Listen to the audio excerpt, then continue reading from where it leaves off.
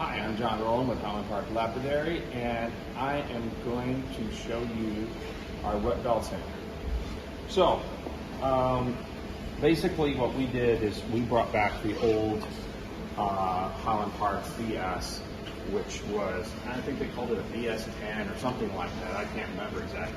But there was a lot of really great things about this design. One, you got a very heavy-duty 1-inch shaft here that has 2 bearings that support that shaft, and then behind this there's a 2-speed pulley, and we made access. You can take 3 screws out, access it from the front, and we also made an easy access on the side here where you can take this cover off. The original ones didn't have a belt guard on them, which was kind of a horrible idea, but all of our stuff we put belt guards on it.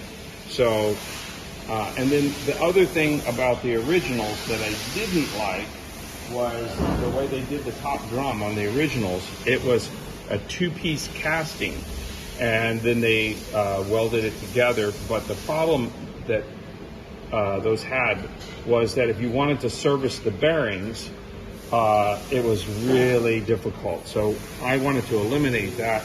And what I did is I made this, what I call a hubcap here, and it's got an O-ring seal so water can't get into it easily.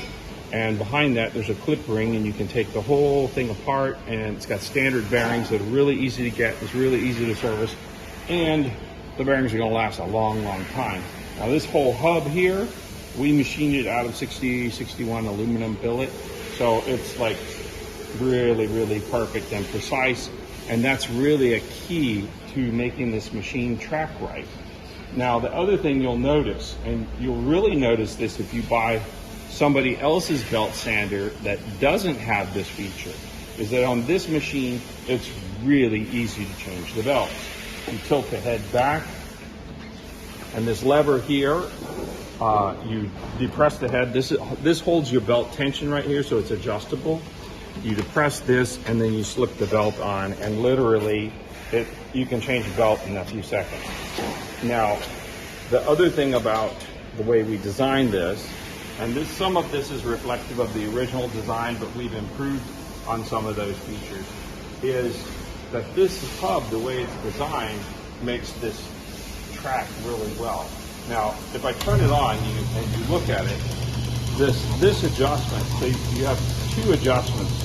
One is the tension on the belt, and 2, the tracking of the belt. Now all of this mechanism is precision machined. So if I want the belt to move to the left, then basically I'm going to turn this clockwise, and I get a little bit of movement until my belt is centered. If I want the belt to move to the right, I'm turning counterclockwise. Now this gives you really precise control of the belt tracking, which is really important. If you've ever had a belt sander that doesn't track well, or that the belt constantly wanders off and starts chewing on the housing on the side, that makes it really hard to work. And we wanted to replicate what was done in the original and make some improvements on it, which of course we were able to do easily because all this machining we do via CNC. So the other thing that we changed on this, we put a bigger drain in the back of the tray.